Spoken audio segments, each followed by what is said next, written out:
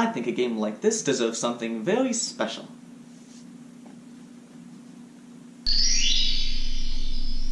Alright, now we're ready to go. It's me, Mario! Super Mario 64, one of the greatest and most revolutionary games of all time. This game is nothing short of classic, and that's saying a heck of a lot, especially for a Mario game.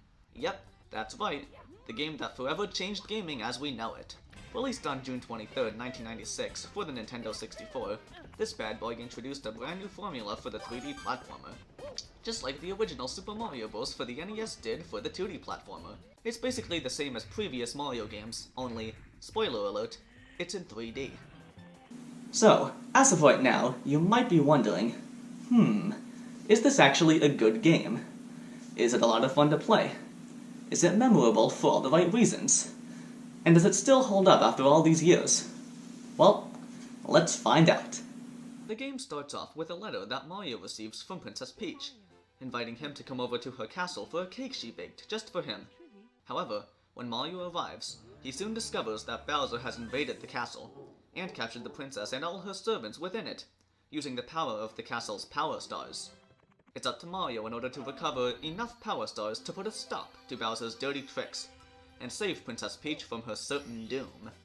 And that's pretty much it. Now, I'm sure you would think the cake would probably be stale by the time Mario rescues Princess Peach. Just saying. The game is set in Princess Peach's castle, which consists of 3 floors, a basement, a moat, and a courtyard. The area outside the front of the castle is an introductory area, in which you can experiment with the controls and test out your skills. Scattered all throughout the castle are entrances to courses, which you can reach by jumping through secret paintings and walls. Say, that sounds like a lot of fun. I wonder if it works in real life. Let's try it out.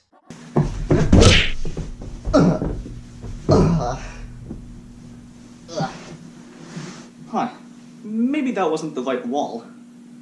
Most of the castle's paintings are portals to other worlds, in which Bowser's minions keep watch over the Power Stars. It's your job to explore the castle and look for these portals in order to enter the worlds and recover the missing Power Stars. As you collect more Power Stars, more areas of the castle become accessible for you to explore. There's a grand total of 15 main courses in this game. Bob-omb Battlefield, Womp's Fortress, Jolly Roger Bay, Cool Cool Mountain, Big Boo's Haunt, Hazy Maze Cave, Lethal Lava Land, Shifting Sand Land, Dio Dio Docks, Snowman's Land, Wet Dry World, Tall Tall Mountain, Tiny Huge Island, Tick-Tock Clock, and Rainbow Ride. Oh my, that sure was quite a mouthful.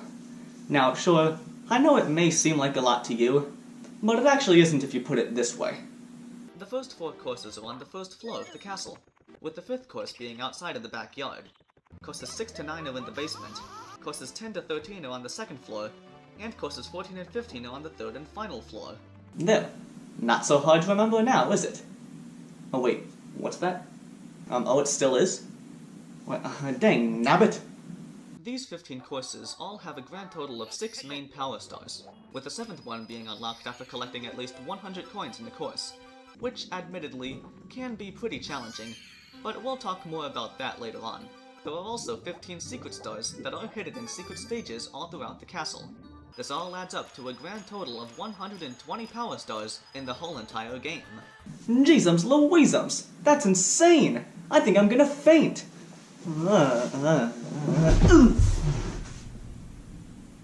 Fortunately, you don't have to collect every single Power Star in the game.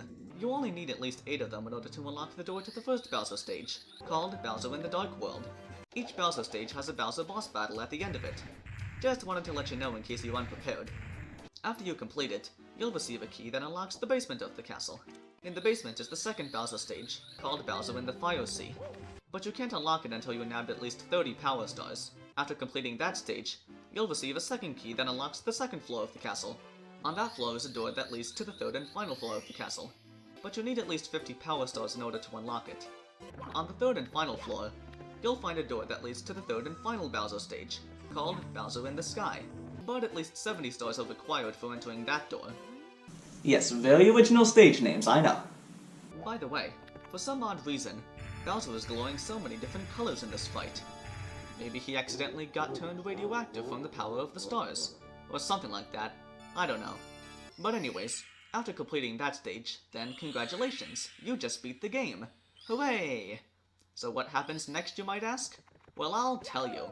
Mario somehow flies through the sky with little tiny wings on his hat. Then, he drops all the way down onto the castle bridge. He looks up at the castle, and he sees that Princess Peach is released from the stained glass window above the castle's entrance, which is where Bowser has been keeping her for all this time. She somehow gently floats down and rewards Mario by kissing him on the nose and baking him the cake she promised him. Then, they go inside the castle and bake the cake. And then they lived happily ever after. The end.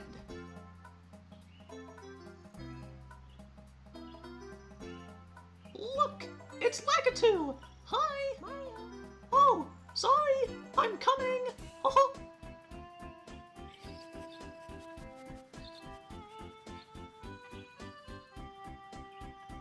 Oh, okay then. So I guess Princess Peach actually bakes the cake after Mario rescues her. Well, I guess that means no stolen cake. Hooray! Also, why did she kiss him on the nose instead of on the lips? Who knows? Maybe Mario's nose is too big? I'm not exactly sure. Also, why is his nose so big? Did he accidentally run into something face first, causing his nose to become permanently swollen? I honestly have no idea. It's all a mystery. Oh man, there's so many questions and secrets in this game. It's so overwhelming. I think I'm gonna faint again. But anyways, back to the courses in this game. Each course is an enclosed world where you're free to wander around in all directions and discover its environment without any time limits whatsoever. The worlds are filled with lots of enemies that want to attack you, as well as very friendly creatures that always provide assistance, offer information, or ask a favor. When you gather power stars in each course, some stars only appear after completing certain tasks, which are often hinted at by the names of the stars. Which, once again, are very original names. Now thankfully, you don't have to collect the exact star based on its name. For example, in Bob-omb Battlefield, you could choose the star Big Bob-omb on the summit, and go face to face with the big guy himself all the way at the top of the mountain. But if you want, you could get the star behind Chain Chomp's gate, and free that evil monstrosity from its pen. Or another example, in Whomp's Fortress, you could choose the star Chip off Whomp's block, and go face to face with the big guy himself all the way at the top of the mountain. But if you want, you could get the star Shoot into the Wild Blue, by simply performing a couple of super moves off a wall. But doing it that way does take practice though. The correct way to do it is to blast yourself all the way up there in a cannon. But like I said, you don't have to do it that way. It's totally up to you in this game. But anyways, these challenges include defeating a boss, solving puzzles, racing an opponent, and collecting coins. There are 3 types of coins in this game.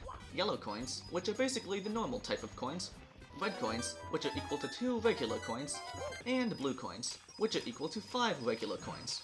There are 8 red coins in each main course, and if you collect them all, you get a star. There are also 3 special cap power-ups that appear in certain areas of many stages. You can unlock these special caps by simply jumping on these switches that kinda look like the ones from Super Mario World on the Super Nintendo. Each switch is in a different secret stage in the castle, and their colors match the ones on their very own cap blocks in certain courses.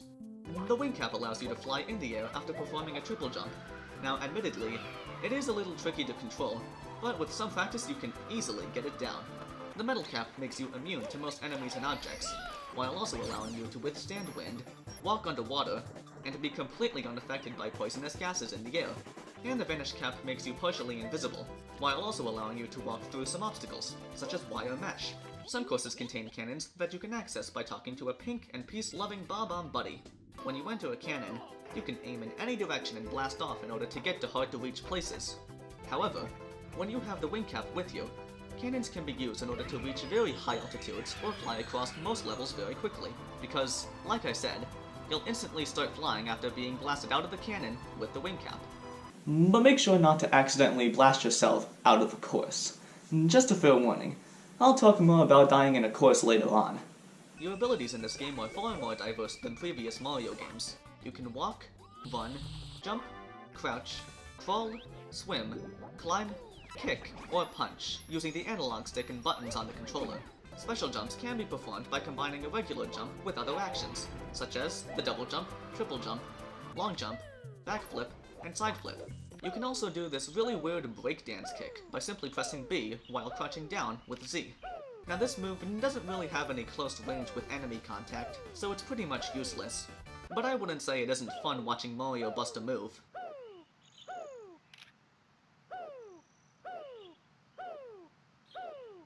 Hey, that sounds like a lot of fun. I want to try that too.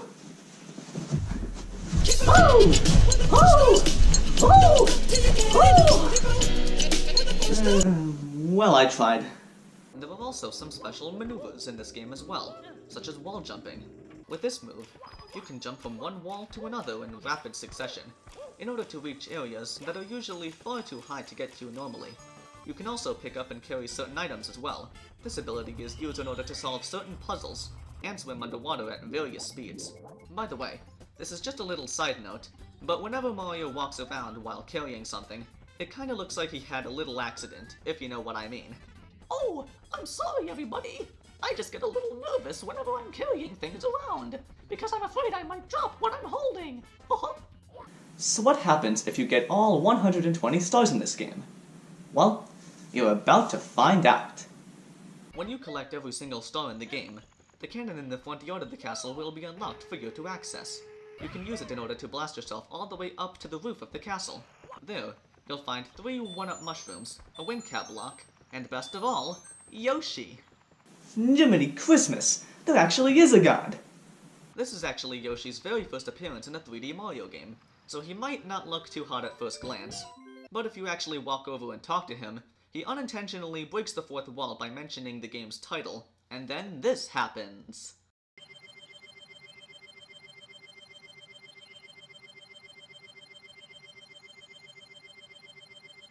Yep, it's official. Yoshi is officially a god. But then here's where things take a really dark turn. He literally jumps off the roof of the castle, and he never comes back! No!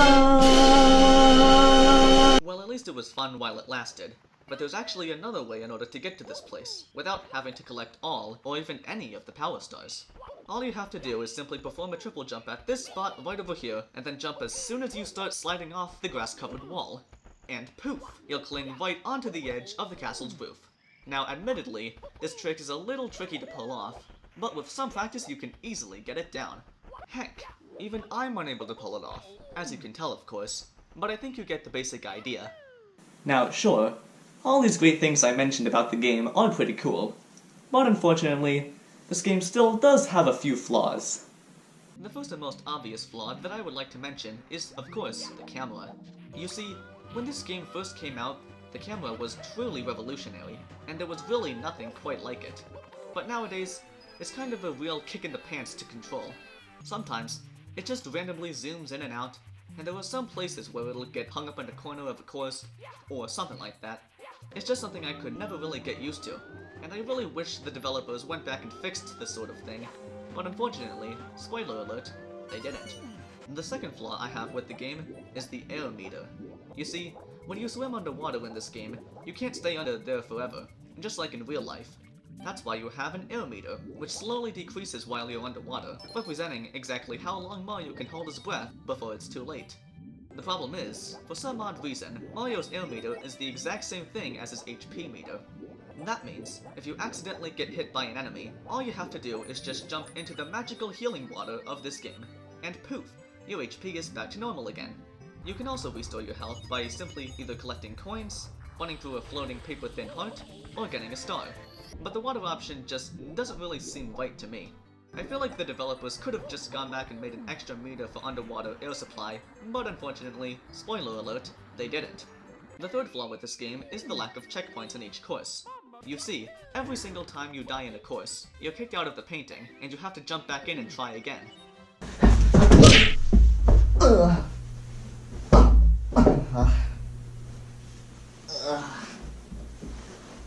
Huh. Still not the right wall. Now, this wouldn't really be a big deal if there were actually checkpoints in these courses, but unfortunately, spoiler alert, there aren't any.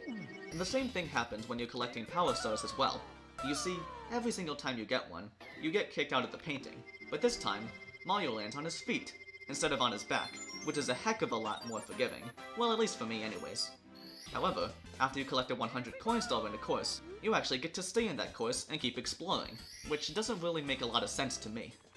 Seriously, it doesn't make any sense. What gives?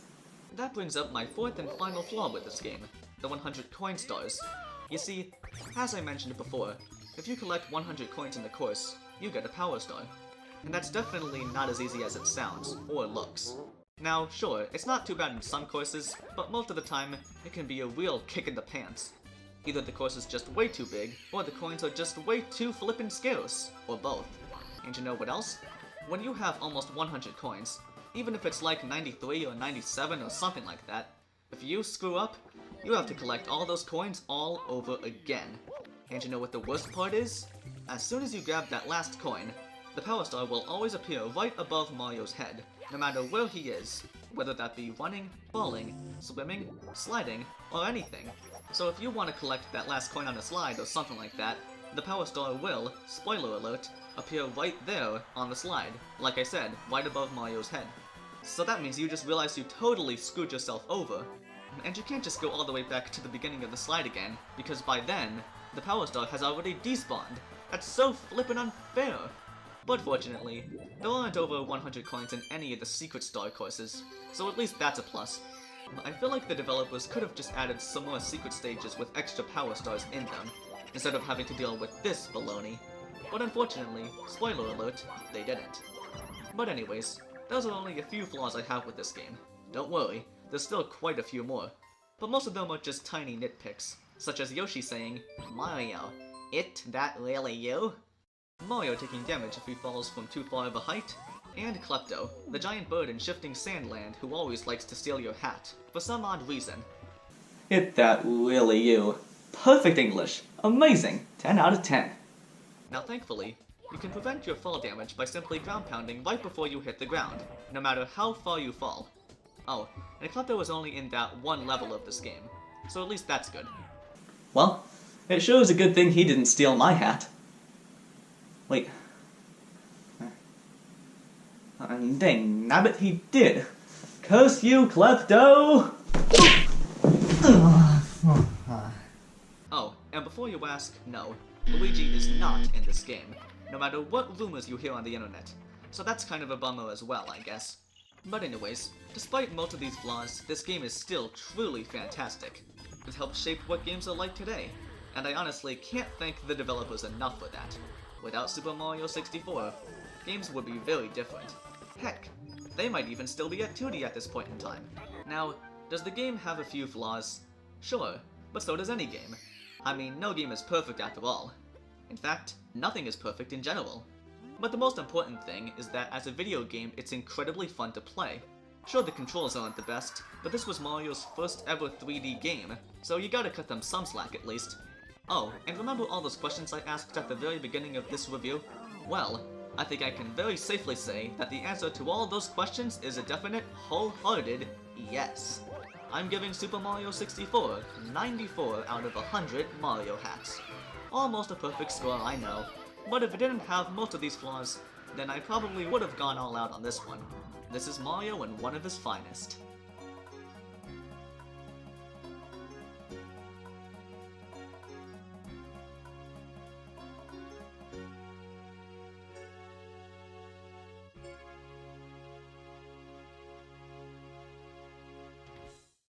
Thank you so much for playing my game.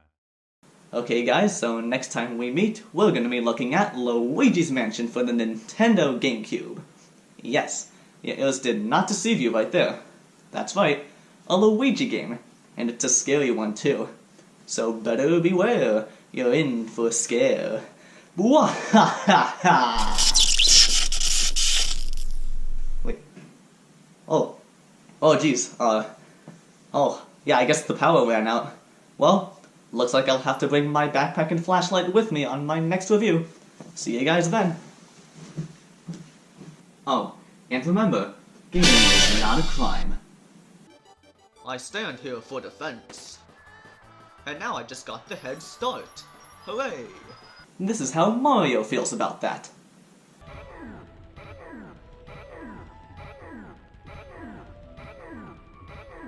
And this is how he gets his revenge.